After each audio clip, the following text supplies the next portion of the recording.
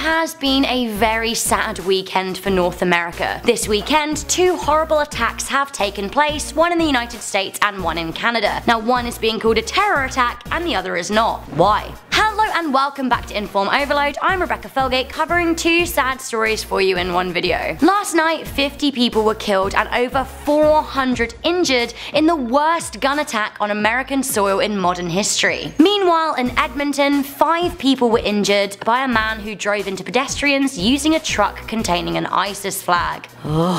The Vegas shooting was carried out by a 64-year-old man who opened fire on the 32nd floor of the Mandalay Bay Hotel just after 10 PM on Sunday evening. When police broke into his room, they found the man dead with what they described as an arsenal of weapons. It is suspected that he killed himself following the attacks. The Edmonton attacker was a Somalian national named Abdullahi Hassan. The Vegas attacker was a white male named Stephen Paddock. One is being called a terrorist, the other is not, despite the devastating body count. Again in Marseille, France, a knife-wielding man killed 2 women in a knife attack on Sunday, which again is being called a terror attack by European and American news outlets. So what exactly is a terrorist these days? Sadly, those killed in the Vegas attack were attending Route 91 Harvest Festival and were unaware of the location of the attacker high above them and raining them with bullets. So far, President Donald Trump has tweeted, "My warmest condolences and sympathies to the victims and families of the terrible Las Vegas shooting. God bless you." Just a quick reminder that following the terror attack on the Manchester Arena in England that killed 22 people, the POTUS extended his deepest condolences once again, but did call it a terrorist attack. Then he even called the attacker an evil loser, which, you know, fair, but isn't Stephen Paddock kind of an evil loser too? The president is set to make a statement shortly after the recording of this video, so he does have a chance to make his stance and thoughts on the situation very clear. I for one will be listening pretty intently. Perhaps the reluctance to call Paddock a terrorist comes from his lack of motive so far. All we know is that the killer was traveling with an Asian female friend, Mary Lou Danley, who is being questioned by the police. Paddock's brother Eric has spoken out to say, "He was just a guy, something happened, he snapped or something. He was just a guy." Once again, we will know more after the president speaks, but if the Vegas atrocities are not deemed a terror attack, then perhaps America has more to fear over their right to bear arms than they do from terrorism. Will there be a war on guns? This is once again a strange double standard Americans have lived with for far too long. Luckily, so far it seems that the 5 victims of the Edmonton terror attack are all recovering in hospital. Of the 406 injured in Vegas, some are still in a critical condition, so the death toll could rise. Our thoughts are with all of the victims and their families of this weekend's incidents. Ultimately, whatever labels people want to put on these tragedies, the bottom line is that they're tragedies. I for one hope, like I did following the Pulse nightclub shooting last year, that this never happens again. However, unless the issue of gun ownership is addressed, I fear that it might. So that is all we have for these stories. As these stories are developing, there will be more information available in the future. I for one will be listening intently to the POTUS's speech. Out of respect for the dead, guys, please do leave the comments section polite and respectful. Thank you guys for tuning in to this episode of I.O. A lot of sad news for a Monday. I hope that the week kind of picks up. For now, I've been Rebecca Felgate. If you like this video and you found it informative, do make sure you give it a thumbs up, share it with a friend to spread the news, and stay subscribed for daily news, and I'll see you next time.